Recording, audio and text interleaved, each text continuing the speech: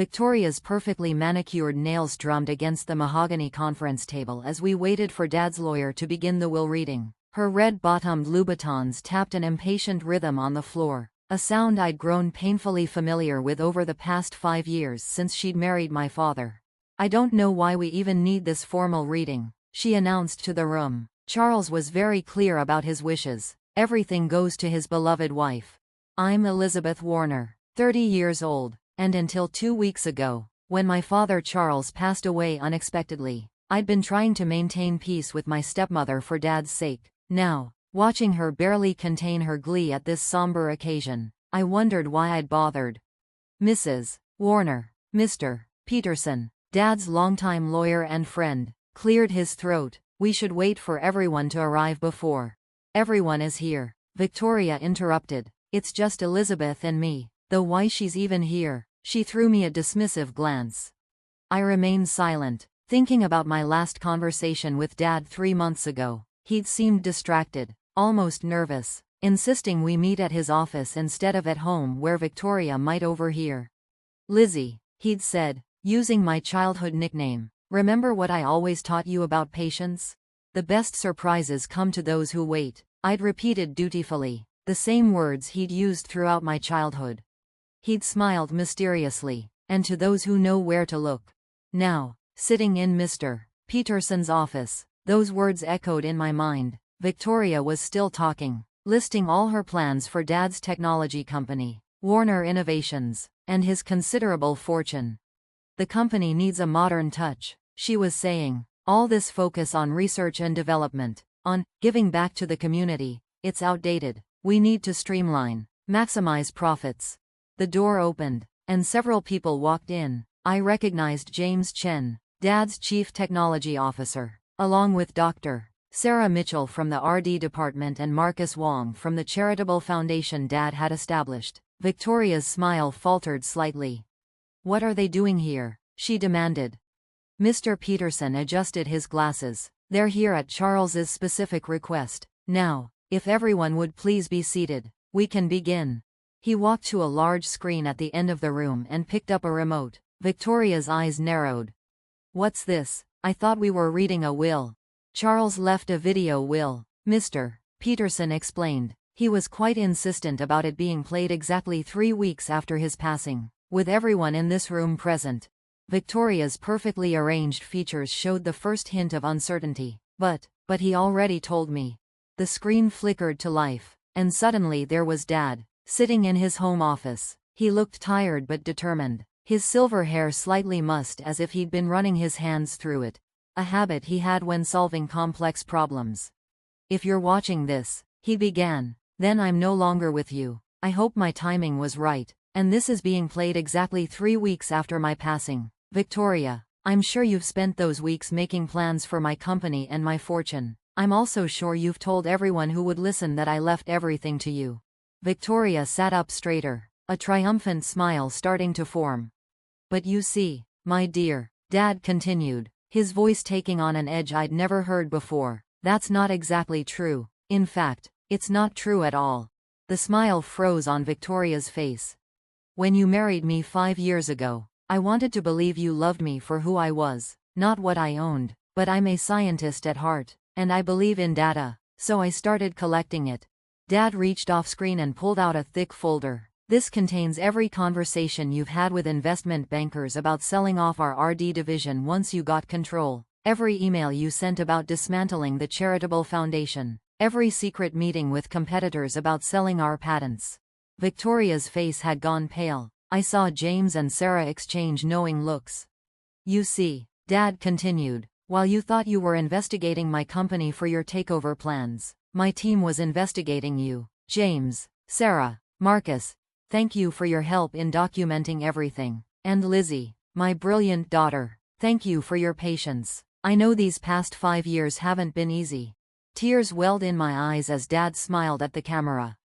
"Now, to the actual distribution of my estate. Victoria, you will receive exactly what was specified in our prenuptial agreement, the amount you so reluctantly agreed to, thinking you'd find a way around it later. $1 million. No more, no less." "That's impossible." Victoria shot to her feet. You changed that. You signed new papers. Ah yes. Dad's image smiled sadly. Those papers you had me sign while I was recovering from that mysterious illness last year? The illness that coincidentally caused symptoms similar to heavy metal poisoning? Mr. Peterson, please play Exhibit A. The video switched to footage from what appeared to be a hidden camera in Dad's home office. It showed Victoria mixing something into his coffee, then later presenting him with documents while his hands shook so badly he could barely hold the pen. I had my blood tested regularly. Dad's voice continued over the footage. The poison wasn't fatal. You were too clever for that. Just enough to make me seem confused, susceptible to suggestion. Unfortunately for you, I only pretended to drink that coffee after the first time. Victoria had collapsed back into her chair, her designer outfit suddenly seeming like a cheap costume. The papers you had me sign? Dad reappeared on screen. Completely fake. My real will, properly witnessed and notarized, is quite different. Mr. Peterson? The lawyer stood up. Warner Innovations will be restructured as follows. 51% of shares go to Elizabeth, who will serve as CEO. The remaining shares will be distributed among a trust controlled by James Chen, Sarah Mitchell, and Marcus Wong, ensuring the company continues its mission of innovation and community service. You can't do this. Victoria's voice had risen to a shriek. I'll contest it. Those videos are fake. Contest away. Dad's image said calmly. Along with this video I've left extensive evidence of your attempts to poison me and defraud the company. The choice is yours.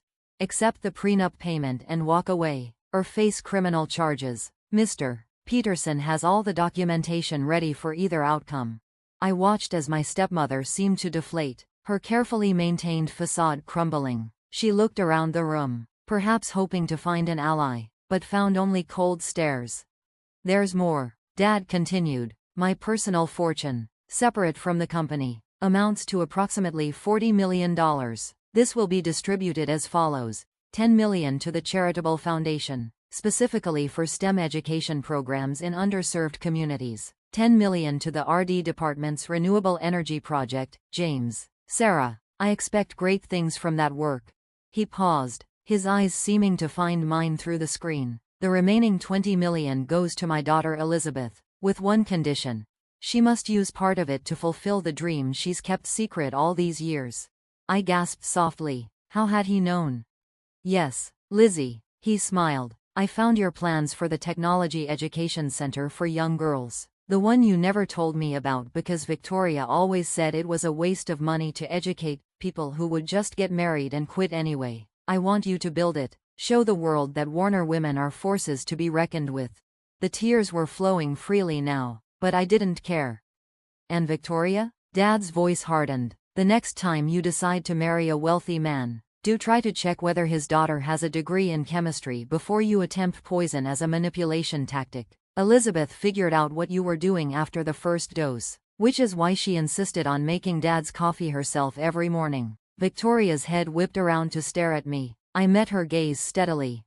Did you really think I wouldn't protect him? I asked quietly. Did you really think I wouldn't notice the symptoms of thallium poisoning, after spending years working with chemical compounds?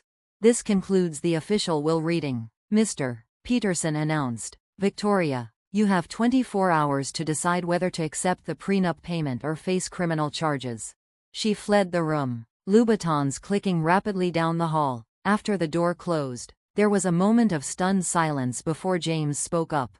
That, he said with feeling, was the most satisfying will reading I've ever attended.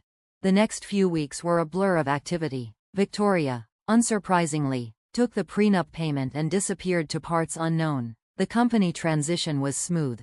Dad had apparently been preparing the team for this change for months. The Technology Education Center became my primary focus. Dad was right. It had been a dream of mine for years, ever since I noticed how few girls were in my advanced science classes. The plans had been ready for months, just waiting for funding. 6 months after the will reading, we opened the Charles Warner Center for Technology Education. The first class of 50 young girls walked through the doors, their eyes wide with excitement as they saw the state-of-the-art labs and equipment. Your father would be proud, Sarah said, watching as a 12-year-old girl successfully coded her first computer program.